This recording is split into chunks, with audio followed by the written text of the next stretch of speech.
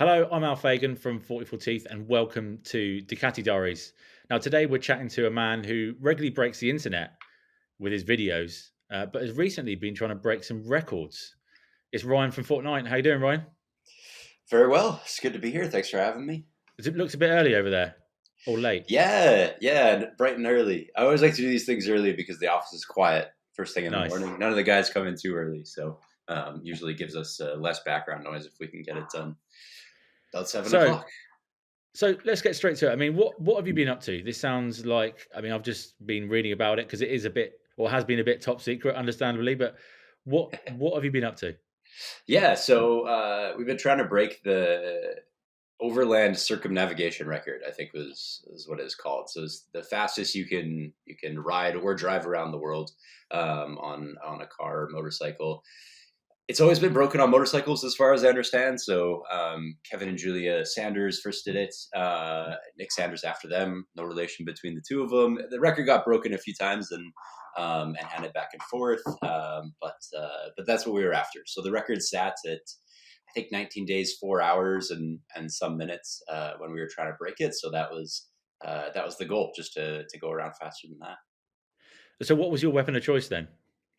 Ducati Multistrada V4 Rally. So it was important to have the bigger tank so that Right. we Yeah. could Of course. stretch as far as possible between gas stops. Gas stops are very tactical. You stop and it's like, okay, guys, 6 minutes. It's like you go for food, I fill the bikes, you pay the bill, we both slam the water and the calories, and then we're moving again. Um, no bathroom breaks. It was way more efficient to not try to get into these little gas station washrooms because they could be locked or it's one at a time or whatever. So we'd always just motor, and then an hour and a half later pee by the side of the road, and then go to empty. But on that bike you can stretch about 3 hours from tank to tank, which was pretty critical for us. The other thing that bike has that was massive is just the radar rider assistance. So it can latch onto the vehicle in front of you and just hold that distance. It'll slow down with the vehicle in front if they're slowing up, and that was a really big thing because intrinsic to the record is sleeping 2 hours a night, sometimes a little Two more, hours. often quite a bit less. So you're pretty tired. Yeah, yeah. It was I, definitely Connor, my buddy that I did it with, called it type 2 fun. It's fun, but not fun at the same time. Very fun in hindsight. So Connor, who's this? I guess he was helping you stay alive, eat, sleep, and film. I guess. Yeah. So Connor's my buddy who works with me here at FortNine. People have seen him on the channel a little bit in the past, but he's a great guy. You couldn't think of a better person to do it with. He's just always like pretty level, up for anything, super high risk tolerance, just a very steady fellow where shit can go as bad as possible and he'll just want to sit and have a beer about it and then figure out how to keep moving forward. So he was riding bike number two, which was massive because we could trade off taking the lead and this kind of thing. And then the other guy on the trip, Edwin, is our filmmaker and editor who's been responsible for a bunch of FortNine videos over the past year, more than a year. And he was on the back of my bike. So he rode pillion for the entirety of the Wow. record, which is probably the most hardcore thing. Whenever I tell Brutal. people, they're like, "Wow, that must have been tough." It's like, yeah, but his seat was this big, so I think Edwin by far had the hardest job. And you know, Connor and I, as much as it was hard to stay riding the whole time, whenever we did stop, be it for 2, 3, 4 minutes, Edwin was off with the camera and immediately at work trying to capture stuff. So our job almost never ended, and his job seriously never ended for the entirety of the trip. So let's go right back to the beginning then. I mean, how long did this take to plan? I can't imagine something so big. It must Yeah, have taken years itself. yeah, it was over a year. So I was actually at the ABR festival in the UK, just chatting with a buddy that I made, having a beer, and he was saying how he just came back from this talk with this guy who went around the world in 19 days. Um, and it immediately twigged in my brain like, oh, I could do that, because I've got a family. I got two little kids. So for me, going away to do a big round the world ride for 3 months is just not going to happen. Like, I don't want to be away from home for that long. But I've always wanted to do a big trip while I could call it work, and this job is very convenient for getting to do vacation type things and calling it work. So this suddenly was the perfect thing. It was like, okay, I can do a big trip, I can ride around the world, but I can also say to my wife and children, hey, I'll be back in less than 19 days, ideally. So it fit the bill. So that was in June, and then it took a little over a year to put together. We ultimately did the record setting in September. You kind of have to go in either spring or fall because you want to be either right before the first snow in Alaska or right after the snow gets off the road, so that you can just ride the Alaska leg, but it's not diabolically hot in like Miami or in Spain, or these types of places. So that's the logic. So it had to be spring or fall. We went for fall. And yeah, it took a little over a year to put together. So you started in Alaska? No, we're based in Vancouver, Right. which Okay. is on the route. So we wanted to start and end from home because it's Yeah. home. So we started in Vancouver. We rode to Miami. From Miami, you fly to Lisbon in Portugal and ride to Istanbul in Turkey. From there, you fly to Mumbai in India and ride to Kolkata, so right across the top of India. From there, you fly to Bangkok in Thailand and ride to Singapore, so the three Southeast Asian countries there. And from there, you fly to Perth and ride to Sydney, so across the Nullarbor, that really barren southern stretch of Australia. And then from there, you fly to Anchorage, and back to Vancouver for us. So that's the route. That was the route that Nick Sanders did before us. So it was important for us to try Right. to, Okay. apples to apples, do his route as best we could. But there's a bit of variance there. So Kevin and Julia, the first time they said it, it was pre 9/11. So they only flew 3 times. They did the Americas, and then they did Lisbon to Istanbul like us, but then they continued on from Istanbul to Qatar because you could ride through Iraq at the time. And from there flew to Australia, did Australia, and called it done. So it was sort of a 3-stage route when they said it, which is simpler. But to their credit, they used one bike the whole way around. They flew with their bike, which is really cool. Google Maps didn't exist at the time, which makes the challenge No, a that's nuts. whole lot bigger Yeah. as well. They also had a pillion on the back, so Kevin was riding, Julia was on the back, so that was another reason why I wanted to carry Edwin to try to kind of match that. And they also did a true race, so the clock started when the kickstand was up in wherever they started, say it was Anchorage, and it didn't end until they came back around. And so we really wanted to do it that way too, and treat it like a true race. But to do Nick Sanders' route, which he argues and we agree is a little bit more complete, to get India in there, to get Southeast Asia in there. It's more flying, it's more things out of your control, and it's slower going in those countries, but a whole lot more entertaining. And how much luggage did you take with you? I mean, obviously, I can imagine there's some decent filming equipment, but for 19 days away, you've got to prepare yourself. Going around the world, you've got to have a fair bit of stuff with you.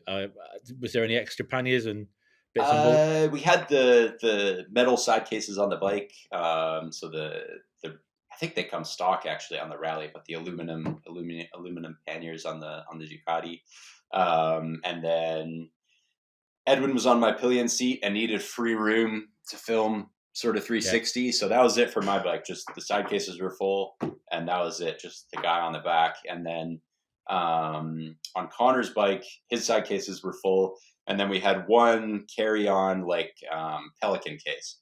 I'm sure you guys know from your filming, it's like the one that goes carry on, and it's nice and hard yeah. and waterproof, and that's what our A cam lived in, and a bunch of the audio equipment and stuff. So we kept it as minimum as possible because it was critical to be able to carry on onto every flight. Like, we didn't have any time to wait for baggage or risk losing a bag. So everything had to travel with us all the time. Um, and also be really quick to get on and off. So like having everything in the side cases was huge because if we had a motel for the night, it was like click, they're off in the room. We're sleeping for the hour 45 that we have, and that kind of speed was essential too. It's basically the whole. If you can imagine like being really late for a flight, it's like that for 17, 18, 19 days, however long it takes you. You're just constantly on just the very verge of losing it all. I mean, I struggle with kind of 6, 7 hours in the saddle on some of the monster rides we've done, and and then having a good 5, 6 hours sleep. But to be able to do that, I mean, I can't imagine what you went through. I mean, what did you take? Were you Pro Pluses, Red Bulls, Monster Energy, whatever else? Was it? How We did you were manage? man, I took almost nothing. So Connor and I had like really different styles for the whole thing. He was like tactical for the months before. He was like working with a nutritionist, with a personal No way. trainer, like getting ready for this thing. The morning of, he's like got all these like little pockets and like pouches, and like he's got this hip bag, and like he was ready. So he had like these things called goo shots that are like cyclists use them, like these gels that give you some electrolytes and calories or whatever. He had these noon tablets that are like a little bit of caffeine, but also a bunch of minerals and keep you hydrated. And anyway, he was like a vending machine the whole trip, and man, we needed him. After the first few days, Edwin and I were both going to him like, "Hey, can I get one of those?" But Edwin and I were both like way too cavalier about it. Like I wore just kind of like regular clothes. I had a riding sweater, but otherwise was like pretty cash with what I wore. I brought a toothbrush and deodorant and a credit card. Like I kept it sort of really lean because for me, like so much of my mind was taken up with like the routes and the logistics of like, okay, we got to get here, we have to meet this person, drop these bikes, get this flight, we need this visa and this permit, so we land here and pick up these bikes from here. Like the the trip and the filming of it was so huge in my mind that I almost didn't have space for anything else. Mm. So I went like super minimal with kit, and fortunately it worked out. But we definitely needed both personality types on the trip. So again, sort of back to the beginning. Why choose Ducati and why choose the Multistrada? Yeah, I mean, to a large extent, Ducati kind of chose us. Oh, okay. I knew I wanted to do the trip. I threw it out to a bunch of PR people, manufacturer people, just everyone that we kind of know from what FortNine does, and said, "Hey, we want to do this big thing. Please, someone help us out." And Ducati was the one manufacturer who said, like, "This is awesome. Let's do it. We love a race. We're in. We have the global reach to be able to sort out, essentially press loans, like picked up in Anchorage, dropped off in Miami, and then picked up in Lisbon, dropped off in Istanbul. It's, all these different regions. So we're working with Ducati North America, and we're working with Ducati, Spain and Portugal. We're working with Ducati Turkey. We're working, all the way around. So they had the reach to be able to pull it off, and they had the gumption to say, "Yeah, let's go for it." So that was really cool because, honest to God, no other manufacturer wanted any part of it. Really? They all said, "No way, thanks, but no thanks." So we were thrilled that Ducati wanted in, and serendipitously they had what I think in hindsight was the perfect bike for the trip.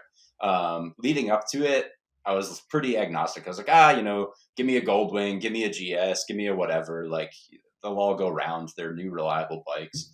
They're comfortable places to sit. We ride everything, so we can get along with anything. But now having done the trip on that bike, yeah, that was the bike to have. There were even a few places where 170 horsepower was useful. Put it that The way German without autobahns. without incriminating ourselves too much. But I thought the horsepower would be entirely superfluous, and not even that was. Every element of that bike was critical to succeeding in the end.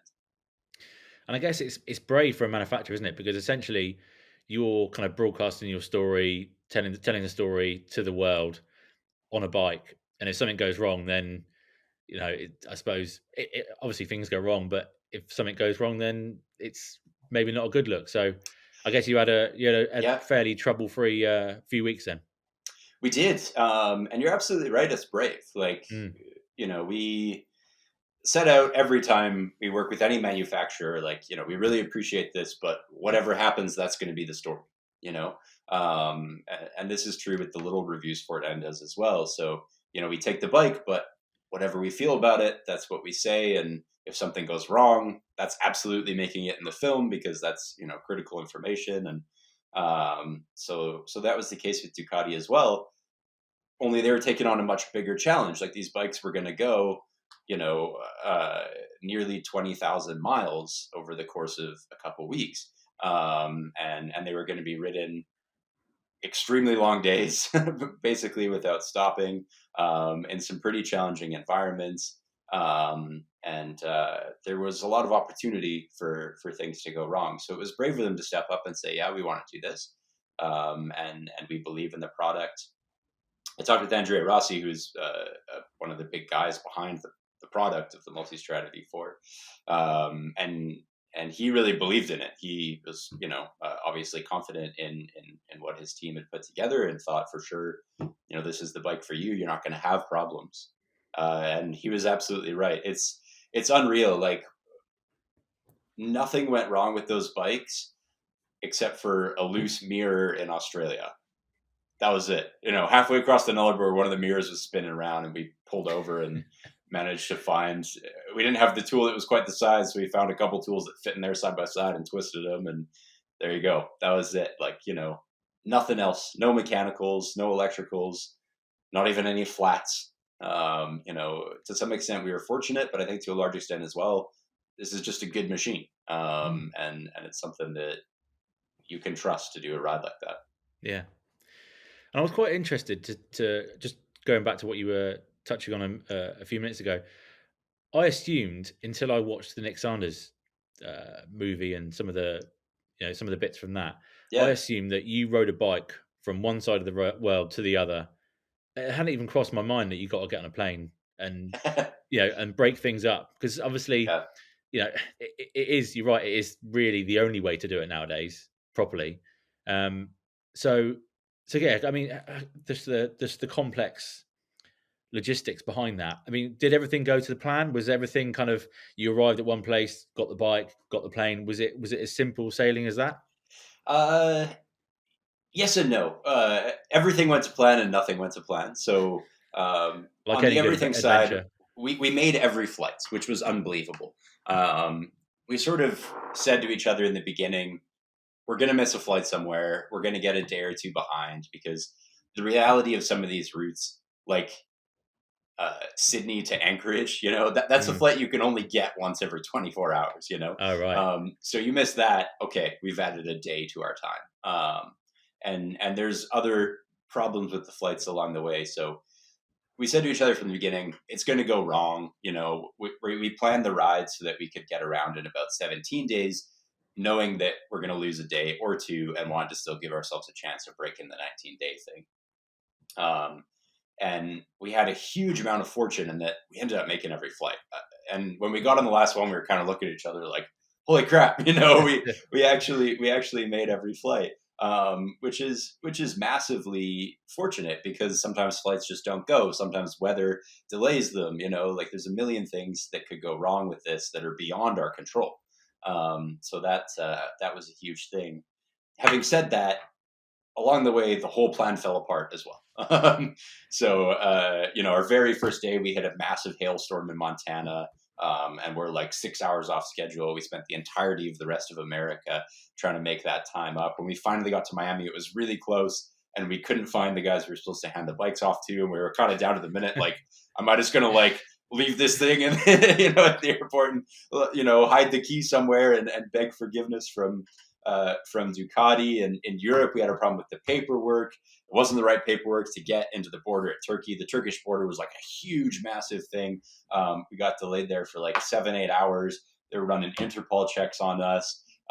We ended up having to kind of bribe people, kind of import the bikes to Turkey under our names. It was this whole weird thing. And that was where the 170 horsepower came in. We were flying to the Istanbul airport. I'm on the phone with this fixer of ours who's like, yeah, I've done this in 2.5 hours in my car. Like, you can do this in an hour 45. You have to do it in that or less. Like, the flight is leaving. And so we're like, trying to get there. When we get to the airport, he's got this guy who kind of leads us into the airport, and it's heaving, right? Istanbul airport is like packed with people. Lines work differently in that country. So there's just like mobs of people around every desk. And, we're never going to make it. The flight leaves. We were supposed to leave like 15 minutes ago. And this guy just leads us through this side door, and it's like this whole other world. It's like pristine. It's empty. It's some like private or first class experience. And we breeze through security. That's not really security. They don't look at you. They don't look at your bag. It's just, thank you very much, sir. And on you go. And we're running to the plane. Then after we get through, and this guy's like, come down, walk. We don't run in here. And we get on the plane. And, that was the end of this. I think that day was like 48 hours from Aranzano to Istanbul. It was madness. And you get on the plane, and you have to kind of put all of that to a side in your brain, because, okay, now it's, we have 4 hours to sleep, and then we're in Mumbai at 6 a.m, and it's a whole other challenge and a whole other stage. So it was like that the whole way along. Like, things went wrong constantly, but somehow we ended up making all the flights, and that's the critical part.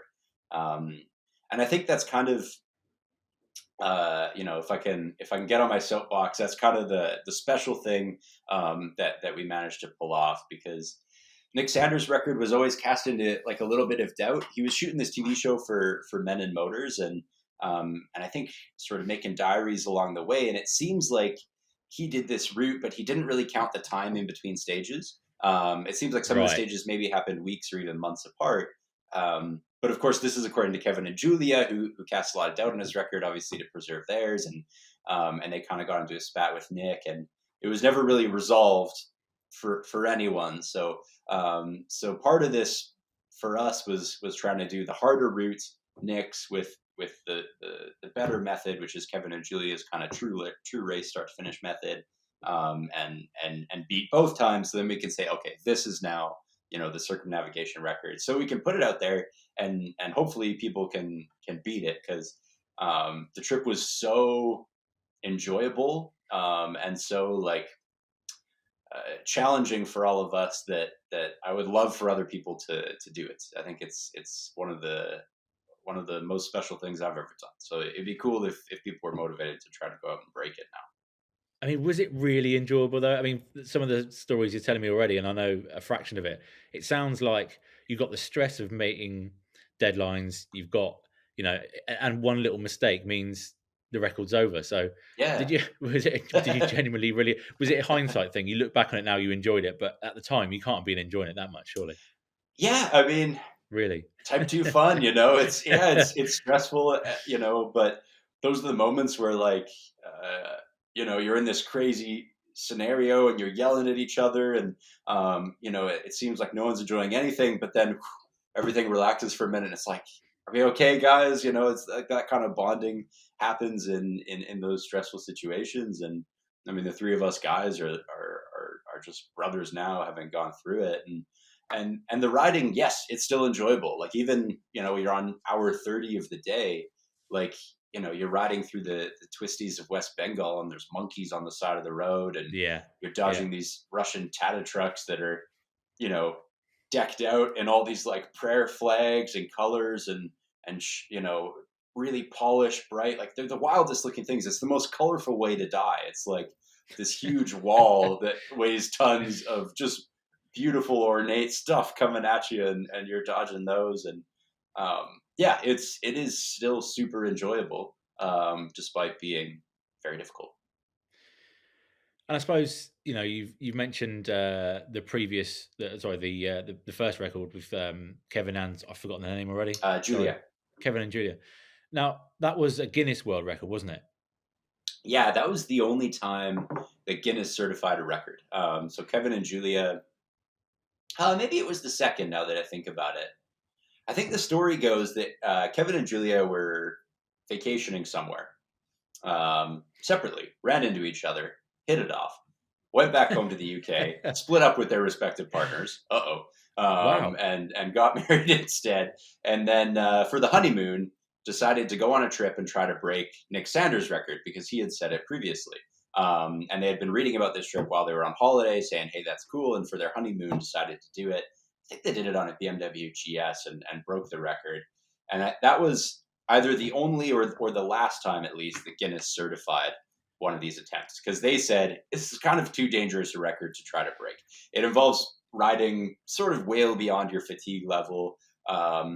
It may involve a bit of speeding on public roads, and so it's not something that the beer company wanted to be involved in. So they retired the category. 19 days, 23 hours, and some minutes, I think it was. They said that's it. This is the last time we're going to certify one. But people being people, it's not the last time that it was broken. So Nick went on to break it, and people have tried since. And like many things in motorcycling, it comes down to a gentleman's agreement and trust, right? Like people go and do this ride and they film it and they post it and say, hey, here's what I did and here's the time. And people can believe it or they cannot. You at least hope that they're not going to fight about it because none of that stuff really matters as so much as the experience and the stories you come out of it with. But yeah, that's the state of things. So now you can break it, but Guinness isn't going to put their stamp on it. And talking about danger, I mean, there must have been some places in the world. What was the kind of scariest place for you, or in terms of a danger aspect? Yeah, Connor would probably say India. India is a lot of fun. There's not a lot of places that I've ridden before where you get to ride with no rules.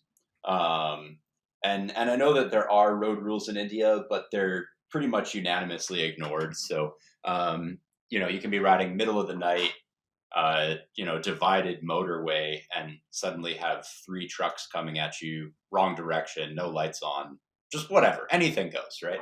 And when you get into the cities, the cars kind of back up in the traffic. So the bikes, like this school of fish, we'll just go through this person's lawn and then we'll go on this sidewalk and then you take whatever space is available. And so you basically get to ride like a criminal or like a pirate. Like you never get to ride in Canada or the UK, and just basically obey 0 rules. So that's dangerous.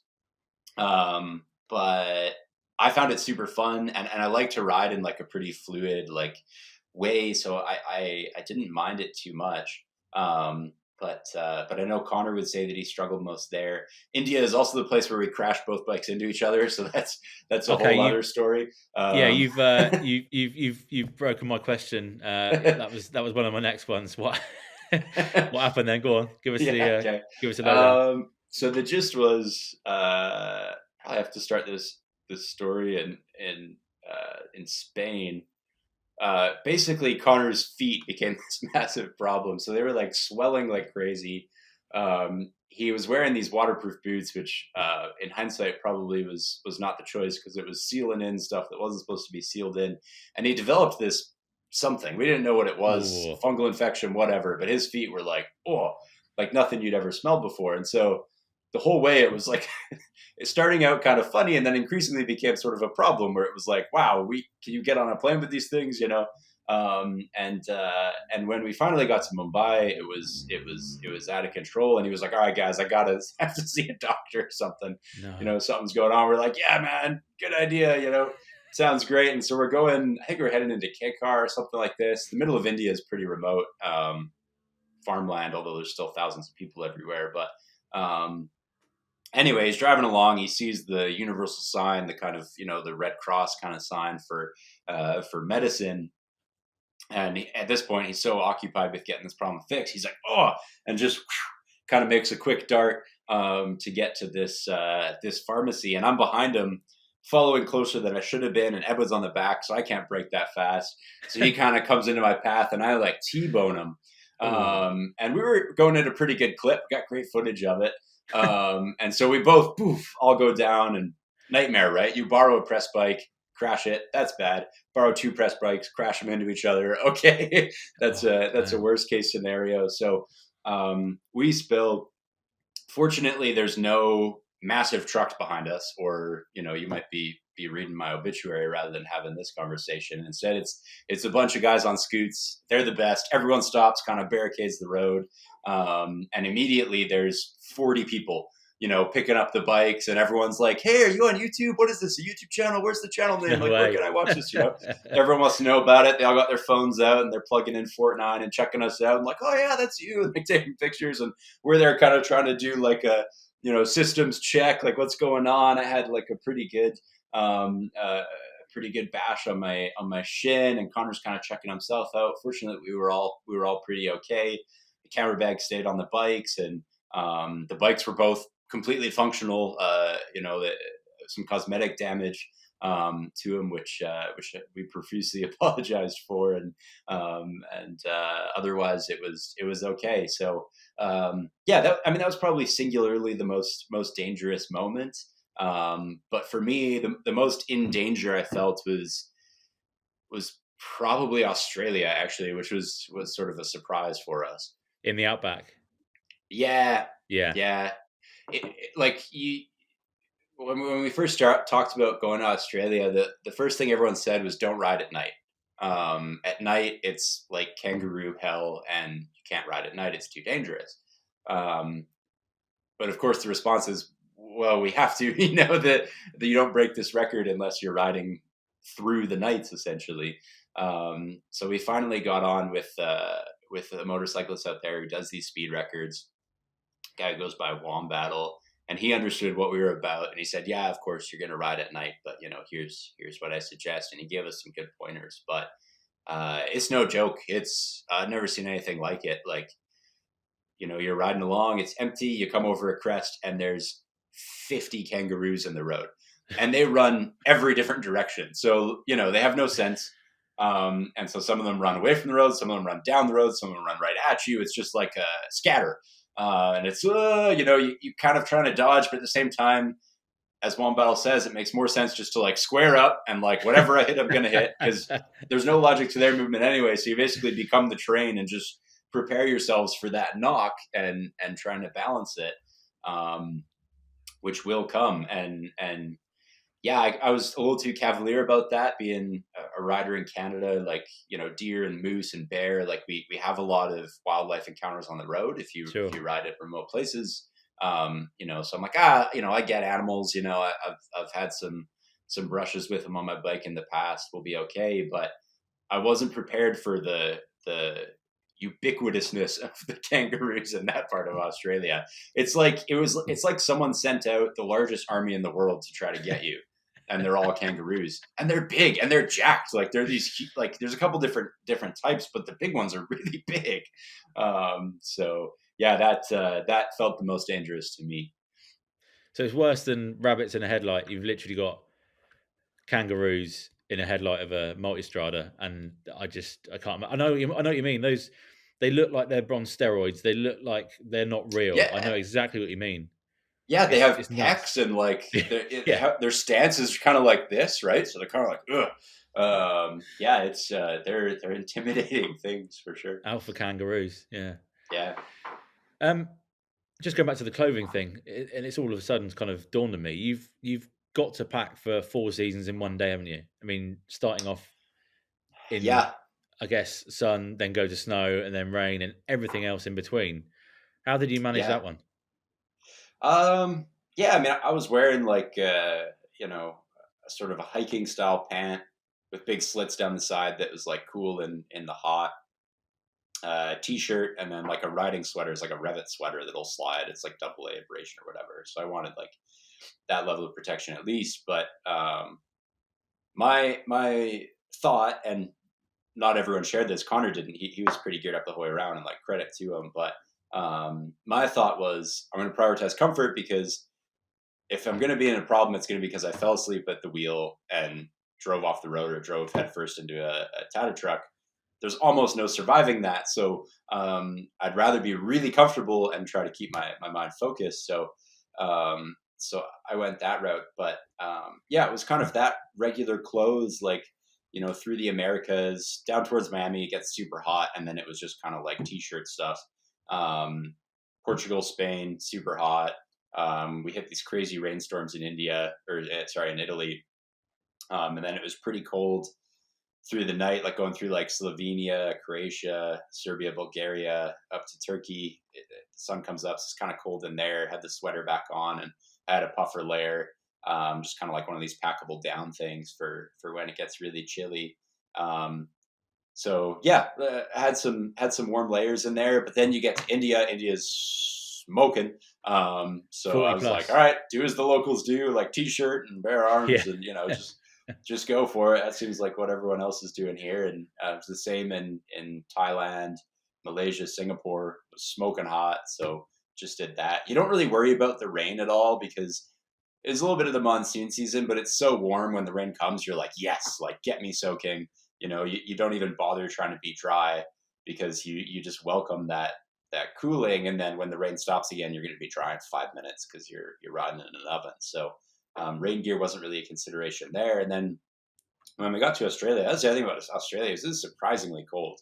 I kind of thought like, September Australia, it'll be 15 degrees, 10 degrees, like we'll be fine. I know it's their shoulder season, but we weren't expecting the like -3, -4, Oh, wow. -7 that we were seeing on the dash, ice, and it was really, really cold.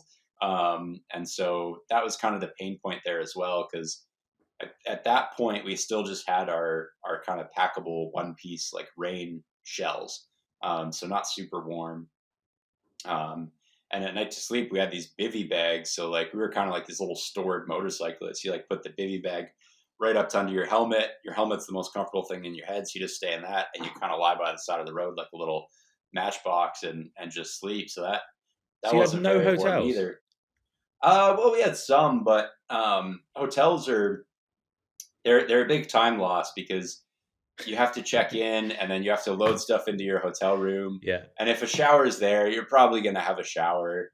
So, if you have like a 3 hour rest that night, you end up sleeping for like an hour and a half in a hotel because of all the faff and then checking out and loading out the next morning and whatever. So, at some point we decided this is costing us too much time. We're better off staying on the bikes. We had a way to charge on the bikes, like that Pelican case we built for the camera kit had a gusseted hole in the bottom that we were able to run power right to. So our whole camera kit stayed charged whenever we were riding, and we were always riding. So that wasn't a worry. And so sleeping by the side of the road, we started calling it bonking.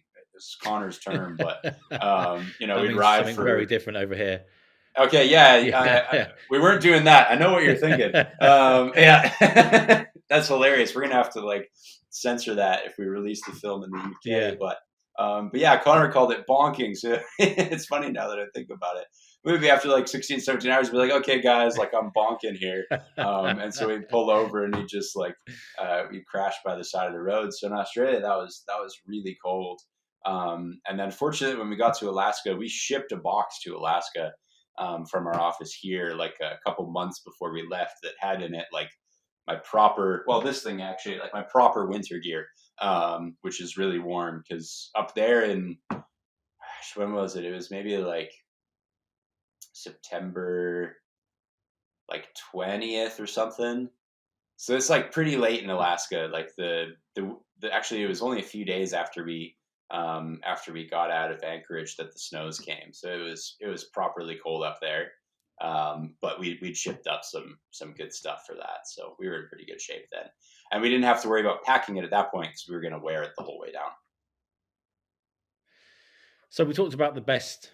Excuse me. We talked about the worst countries or the scariest countries. What was the best place for you?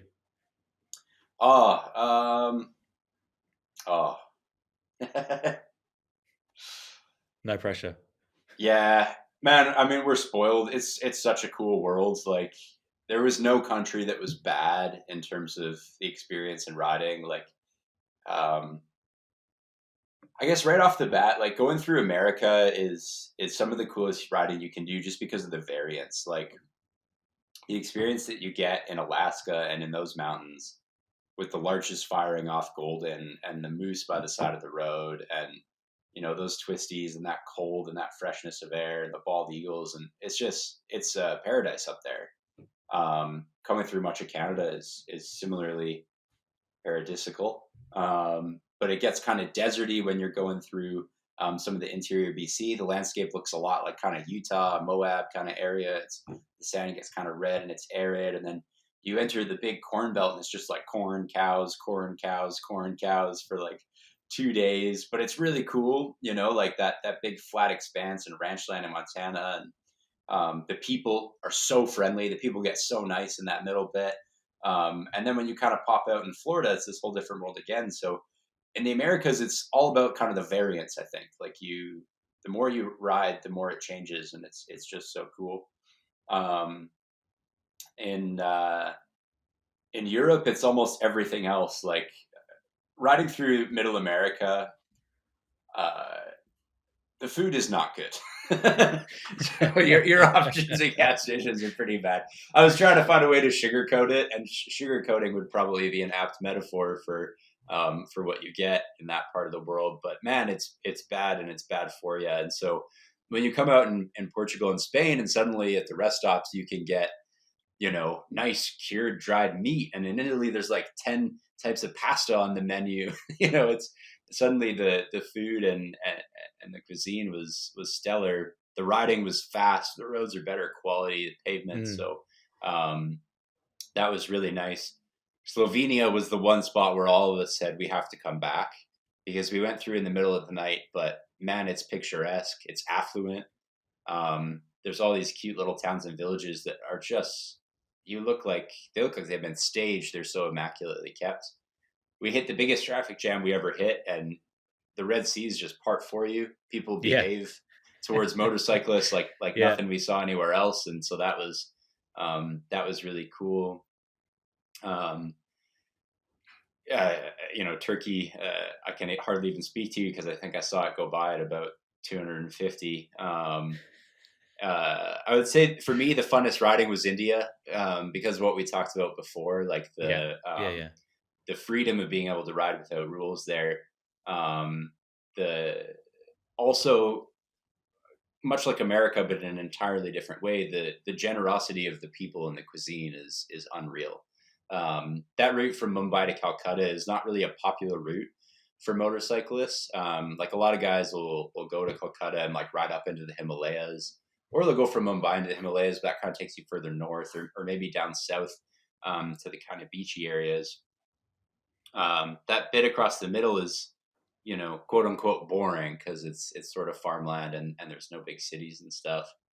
But I was so glad that that's where the route took us, because the people were unbelievably kind, and to them it was a very unusual thing to see like three guys on $30,000 motorcycles, like loaded up with all this kit. So everywhere we stopped, everyone just wanted to come and chat with us and see what we were doing. And all these restaurants are just right along the road. You never have to leave the highway, because towns, people's houses, businesses, restaurants, they only line this road, and everything else is sort of farmland. And so when you want food, you just pull into the next the next spot that has a picture of food in front of it, and immediately the chef brings out everything that's on the menu, because this is to him a bit of a special occurrence. And so we ate like so unbelievably well in India. I love Indian food, so that was a big treat there.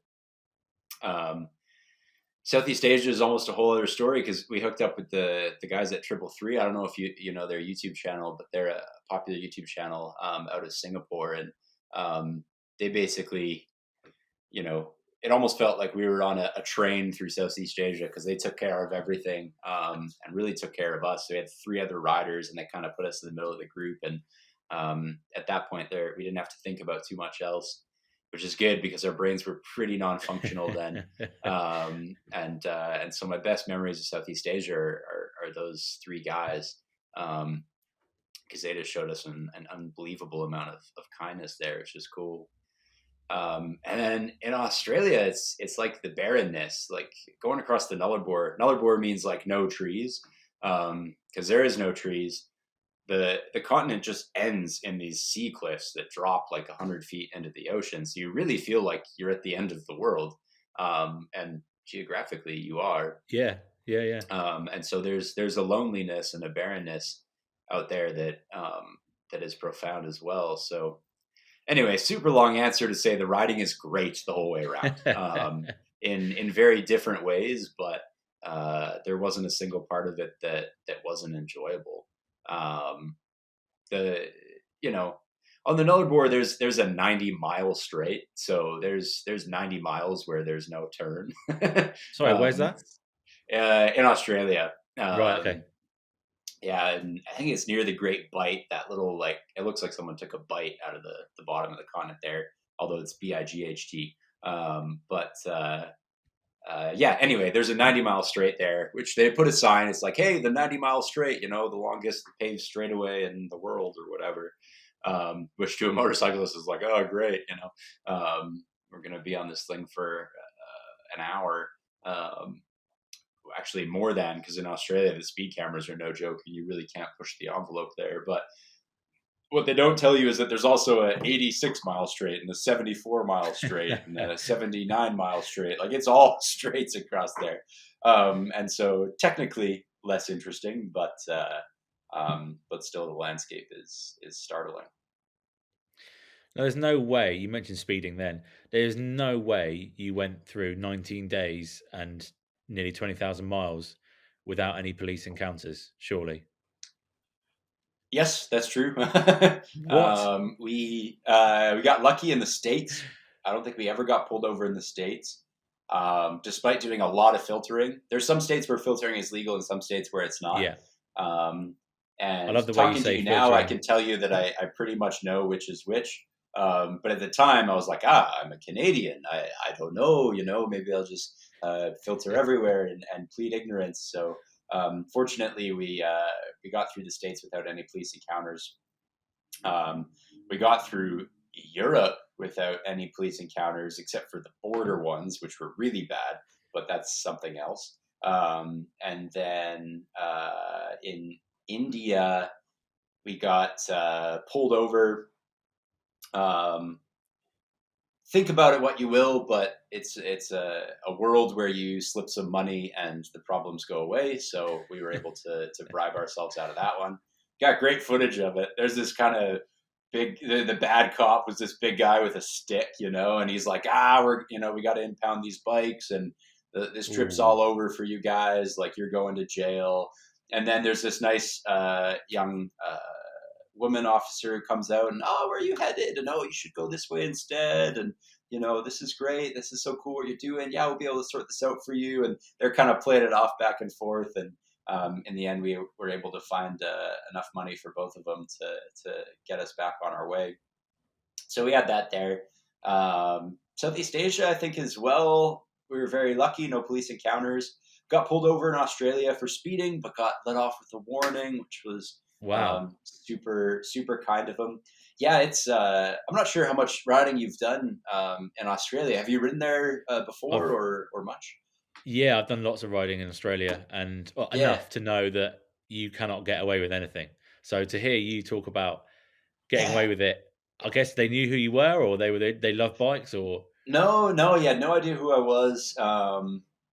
But I wasn't too far over the limit. We knew going in that the speed cameras and the cops, and they take it really serious there. Everyone told us that. And on these 90-mile straights, you can get a guy on radar before he can even see you.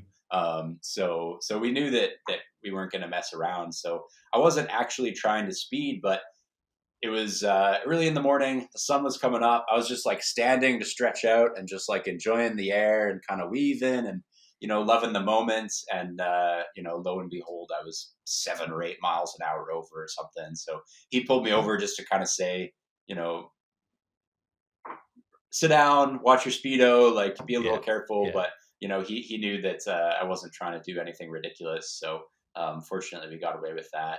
Um, More so for the time than anything, like, we have a production budget. We could afford a $200 speeding fine, but what we couldn't afford was having to sit the there with a time, cop for 30 yeah, yeah. minutes. So anyway, that was that. And yeah, that the whole way around, that's it. So couple police encounters, all pretty positive ones. So Ryan, we've been talking for a while now, but haven't actually got to the end result. Did you make it, and what was the time if you did do it? Yeah.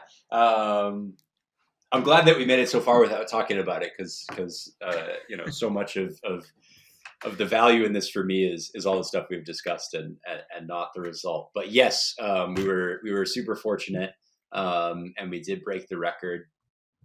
Like I said, we made every flight, and so we knew if we made every flight that we were going to do it in 17 and change, the record being 19 days 4 hours. So at that point, we are Right. like, guys, we got Yeah. this. Like, we could cruise home and beat the record. We could sleep 12 hours in Whitehorse and break the record. So we had this moment where we kind of, it was almost scary, because we all kind of thought most of the way around that it wasn't going to work out. And suddenly having the pressure of, wow, this is ours to lose now. The pressure was greater.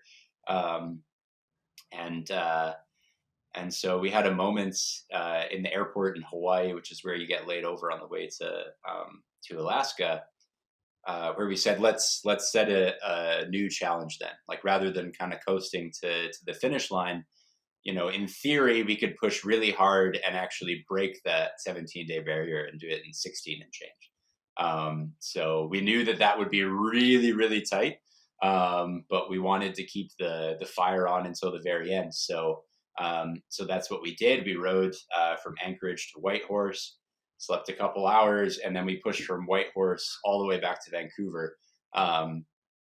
Which, if Canada is a super, super big distance. I think that was a 30-some-hour day, and we ended up Wow. getting back around in 16 days, 23 hours, and some minutes. We left it at 6 a.m. Actually, okay, nothing we did was perfect. So I think we actually left at like 6:07 in the morning or something like this. And so we knew, sort of come into the finish line, that if we could get back before 6:07 in the morning, then we'd be in the 16 days 23 hours and some minutes category, and we really wanted that 16. So we pushed really hard, and we did it.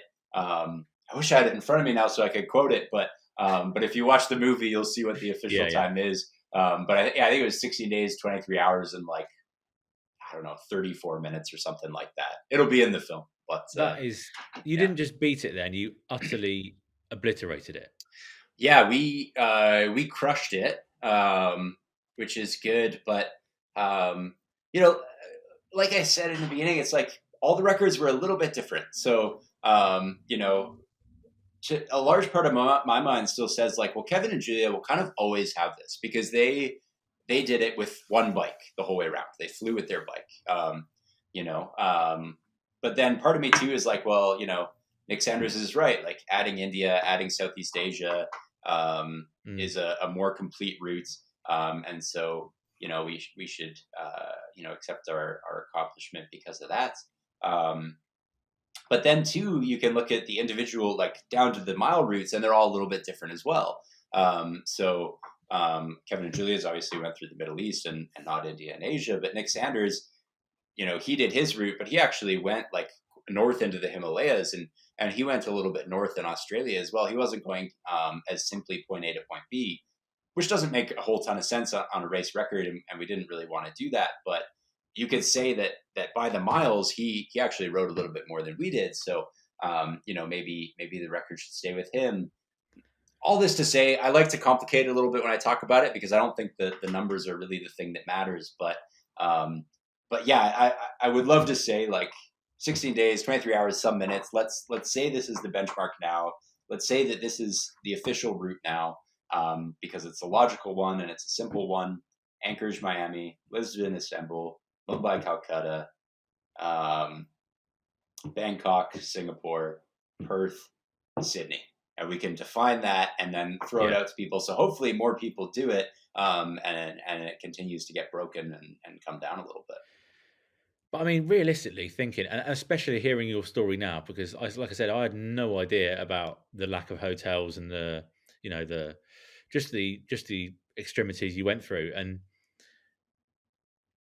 do you really think someone else is going to break the record? uh, Realistically, yeah, I hope so.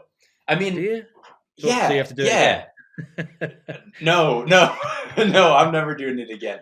I wouldn't do that. But it's everything gets broken in time, like maybe it'll be 20 years, maybe it'll be 30 years, but I think sometime, some 30 years from now, there will be some young channel on whatever the successor to YouTube is that goes, screw these assholes from, the 2020s. Like, let's go and shave off another day. And yeah, I think it'll happen. Like we kind of talked about when we got back, and, we learned a lot on the way rounds, and we're putting a lot of what we learned in the film so that that beta is there for the next people who do it. Like, using baby bags and not even trying hotels is something we arrived at halfway. And if we'd been doing that all along, we'd have saved a bit of time earlier. Mm. Obviously, we're filming a film, so we lost a decent amount of time to that.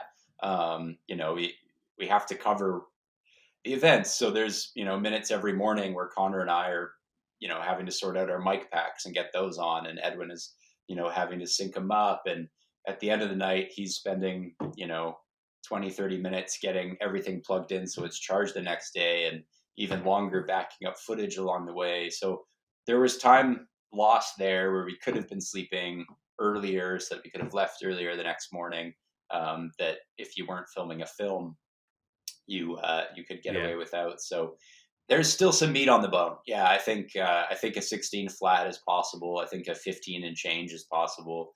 That's not to say it's easy. Like, there's not a lot of meat on the bone, and to do that, you'd have to really be going hard. But I think it's out there. So have you spoken to Nick Sanders since coming back? No, I've been trying to reach this guy for a year. So like, I've tried every method I know. I've gone through his kind of official emails and commented on his stuff, and I've talked to mutuals, people I know who would also know him, and I've tried to kind of find a way through, and it's never happened. I don't know if he's a really interesting guy. Like, he breaks a lot of cycling records, and I think he set a record for like north south. There's like a took to Ushuaia record in the Americas, I think. So he's a busy guy, and I know he's got a lot of other things on the go. So it's no hard feelings. But Nick, if you're out there, I would still really want to talk to you, because I want to know like what's going on with that last record. Right, there was a lot of uncertainty as to whether it was done all at once or whether it was done in segments, and that's not to discredit it, but it's important for us to know, what exactly we broke. But so you haven't considered changing your name to Sanders then, after pretty much everyone else has had the record? I know, right? I think it's the thing to do. So maybe I'll have to get that in the books now and do it. Yeah, it's funny. Whenever I talk about it, people are like, "Wow, like this family beefing over the record." You have to say, no, they're not actually related. But there you go. So when you got back home, when was the first time you wanted to ride a motorbike again? That never went away. Like, every morning of the trip, I woke up stoked to ride. It's like, okay, it's it's 3 a.m, but it's it's India, or it's Malaysia, or it's whatever. So the stoke to get on the bike never went away. I rode. We start and finish the race in a town called Hope, which is about an hour from Vancouver, but it's the town that's on the highway between Anchorage and Miami. So that's where you start. So the morning after we finished was the first thing we did was a ride back to our actual homes in Vancouver, and the bizarre chronic fatigue took a long time to go away. So we all had weird physiological things going on, like this kind of fizzing sensation in your like arms and legs. Doesn't go away. They have this thing that they call confabulation, where you'll be riding along and you'll see, like, clear as day, like, here's a highway worker. He's in like a fluorescent yellow vest. He's carrying a shovel and a road cone in his other hand, and he's walking down the road. And as you get closer to it, suddenly that will turn into like a lamppost. And your brain is like, whoa, what is going on, but this is a thing apparently that happens to people with chronic fatigue or whatever, or Sleep deprivation. clinical fatigue. Yeah, clinical sleep Yeah. deprivation. That's what it was. Yeah. Yeah. Yeah. So it's a real, like a real, medical thing that we were doing to ourselves, and that's kind of freaky. We had that from about halfway through the trip, and we were kind of calling it out to each other because it was often interesting things. Like I kept seeing skulls by the side of the road that would turn themselves into trees, or Whoa. statues of horsemen, always horsemen. I'd be like, I would see statues of horsemen everywhere that would later turn themselves into shrubs. Um, it's funny the tricks the brain plays, and so some of that stuff took a while to go away. And once the race was finished, it was mind over body for so much of it. And once the race was done, it was like the body just said, like, enough is enough. I'm taking over. So in Hope, we went to a motel intending to sleep for 6-7 hours and then ride home and see our families, because at that point that would have been an extremely luxurious and long sleep. And all of our bodies just shut down and we just slept nonstop. And then I woke up and came home and fell asleep for another like 20 hours. Like, I've Yeah. never slept that long in my life. I didn't think I could. Like, I've always been, a guy where when it's 8 a.m. and the sun comes up, like I kind of pop up, on the weekends. I can't sleep in even if I wanted to. And yeah, this was like something else entirely. The body just took us out and made us sleep for unreasonable times. And so that lasted a while. We all had weird physiological effects, and we took that first week home off, all of us, and took a bit of time. Actually, no, it wasn't a week. I think we took 4 days off. When we got back together, we were all kind of swapping stories, like, "Hey, did this happen to you? Did this happen to you?" Because it was weird for sure. So this might be a stupid question, but I mean, and because you've done some cool stuff in your time, does it go without saying that this is the coolest thing you've ever done? Yeah, hands down. On a Yeah. motorcycle, yeah. Yeah. I got lots of other stuff going on in my life that's more special and more important to me. But as far as motorcycling goes, this is the cake by far.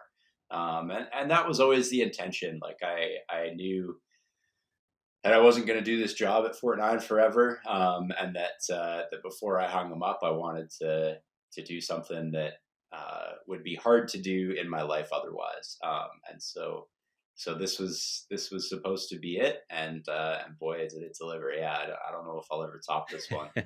We've already got some ideas about other adventures we want to do, but this one, yeah, this one might always take the cake. I mean, it's the world, so it's hard to go much bigger. It's a record, so there's speed involved. It's a race. The trip has a lot of stuff going for it, and I couldn't have picked any other guys to go with than those two guys. So yeah, the group was as fantastic as it could possibly be. Yeah. I don't know if we'll top it, but we'll do some more stuff. We'll try. And what's the relationship with Ducati like been since you got back? Have they been kind of very honoured, very kind of proud of your achievements as well? Yeah, they're the best. They were stoked before, they were stoked during, super helpful during. We had a few problems along the way that they were able to step in and help us with. And they're stoked after, obviously, to hear that we broke the record, that we did it on Ducatis. This is exciting for them. But one of the coolest things to me is just how passionate they are about that bike.